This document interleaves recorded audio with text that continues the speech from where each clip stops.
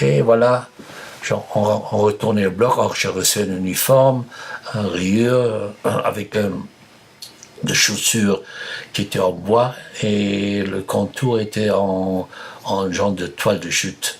Bon, ok, je rentrais. Et tout ça s'est passé le jour de l'arrivée? Non, le jour d'arrivée.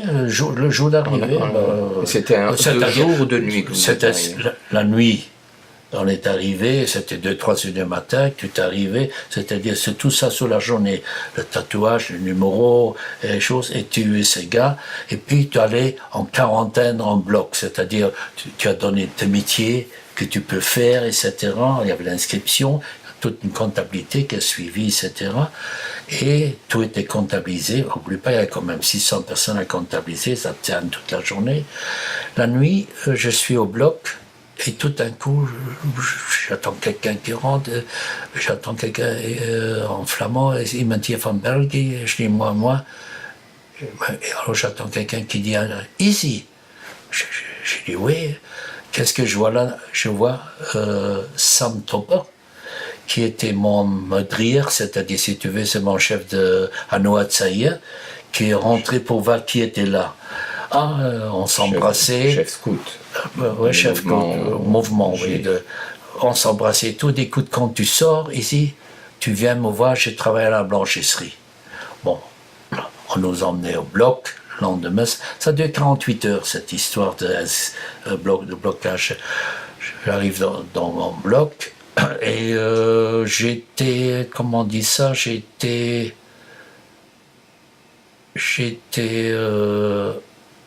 inscrit de travailler, comme je disais, je connais un peu le tailleur, j'étais inscrit chez le tailleur, et mon père chez le tailleur aussi.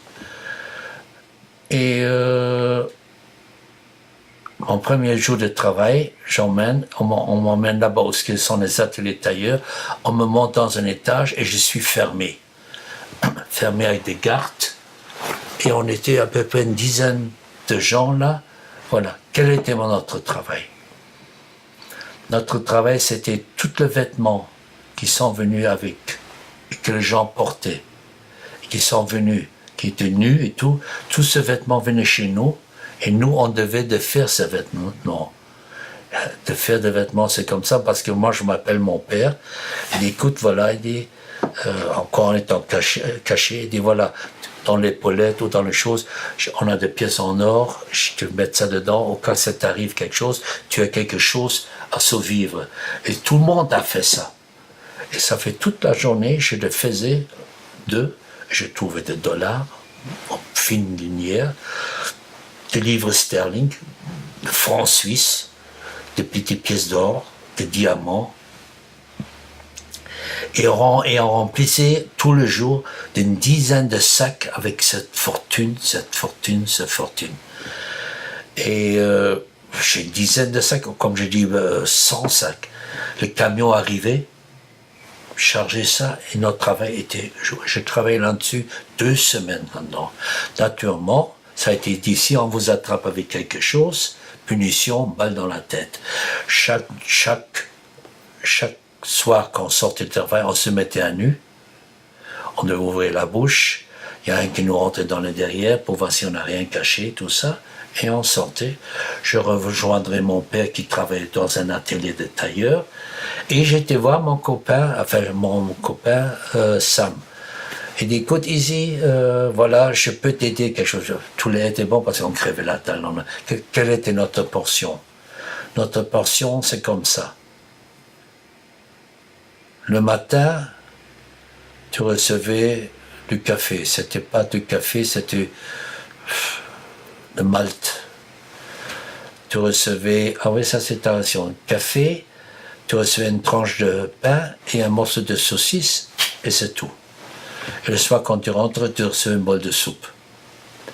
Alors, qu'est-ce que ça m'a fait vraiment une faveur. Sam était allé avec moi, parce que Sam, normalement, dormait aussi dans un bloc.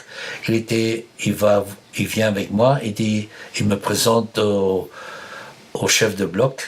Il dit, voilà, Sam, il le connaît, il dit, voilà, la portion de tout le jour, tu donnes à Easy, à moi.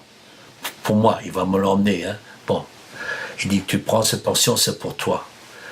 Et chaque semaine, tu peux me donner 4 kilos de linge à laver, qui était un avantage parce qu'on était plein de poux. On recevait le linge changeait peut-être tout le mois, et je pouvais faire un troc en prenant de linge contre certaines choses, c'est-à-dire j'avais pas mal d'aide là-dedans. Et je le remercie pour ça, ça m'a beaucoup aidé pour moi et mon père. Il faut dire aussi, que tu vas dire comment ça s'est fait. Une fois 6 heures c'était fini, le travail, il y a une rue qui se trouvait à Auschwitz, où les gens se promenaient. Et là on faisait un peu de troc. Tu comprends? Quand quelqu'un dit, tu sais me laver une chemise, qu'est-ce que tu as? J'ai un oignon. On sait une chemise lavée, voilà les 2 oignons, une carotte, je sais pas quoi. Et comme ça, je faisais ça. Ou quand je travaillais, je shippais quelque chose de fil, je vendais le fil contre autre chose. Et c'est ça, on essayait de survivre. Et c'est vrai, les gens, tu sais, il y a eu des suicides, des gens qui ne pouvaient plus, qui n'avaient pas l'opportunité, qui n'avaient plus le moral de rien, qui s'est jeté carrément contre le fil barbelé, abattu par les gardes au-dessus.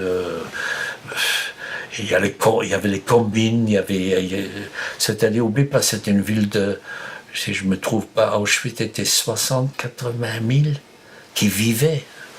C'était une ville qui vivait dans tout le sens. Il y a des côtés d'horreur. C'était terrible. Commandos qui sortaient, qui travaillaient sur la route, commandés par des gardiens capots. Ah oui, parce que je voulais dire encore, voilà, j'avais un peu fait l'analyse. Qu'est-ce qui se trouvait comme gens à Auschwitz? Il y avait des Polonais, chrétiens, de Russes, soldats, de Belges, non chrétiens, je ne parle pas des Juifs maintenant. Il y avait de Français, il y avait de tout. Qui avaient beaucoup d'avantages parce qu'on parle même, on avait un bordel et qu'ils avaient le droit d'aller au bordel une fois de temps en temps. Il n'y avait que les Juifs qui ne pouvaient pas et les Tziganes et les Russes.